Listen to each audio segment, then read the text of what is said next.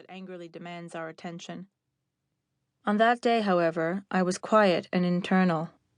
Everyone around me was caught up in their work, and I was allowed to move about, feeling temporarily forgotten. It was not a moment of great injury. But someone had photographed me earlier. I remember posing in the garden, being coaxed and prodded into a portrait of pleasantness.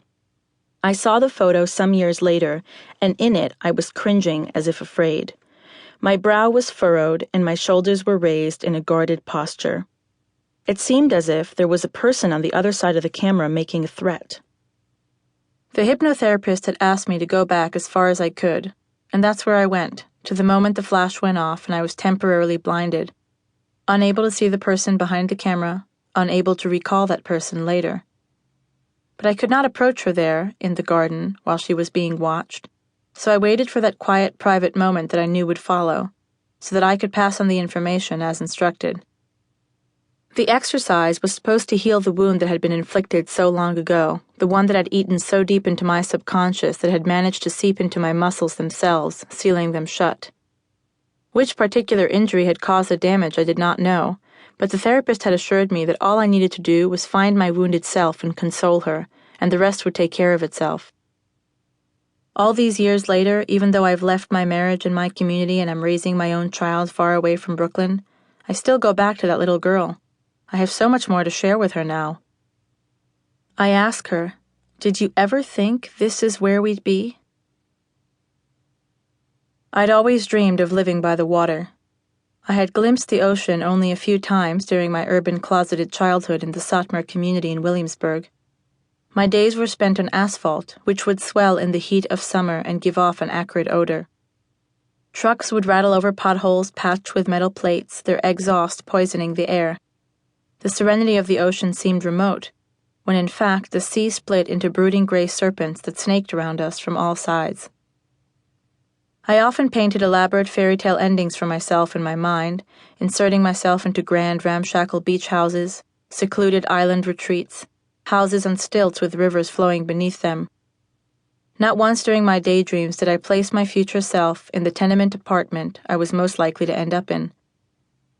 The memory of those delightful visions returned to me in the summer of 2012 as I searched for the first place that would truly be my home and suddenly realized that those dreams weren't so unrealistic anymore. Yet proximity to water wasn't on the short list of requirements I presented to my broker, who specialized in the unique corner of rural New England I was scouting, an area where 3 states converged yet which seemed to boast very little of each of them in terms of identity. The area was partly occupied by urbanites who kept a place in the country, and embraced by the parents who had moved there for the private schools. After a tumultuous 3-year period in Manhattan, during which I had struggled to get my divorce and establish a custody agreement, this seemed like a place to do that which needed doing, the raising of a child, the healing of one's wounds. The broker, John, picked me up in his old converted Rover.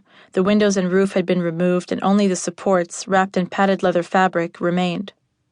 I climbed up into the passenger seat and gripped the roof frame while we jostled along country roads.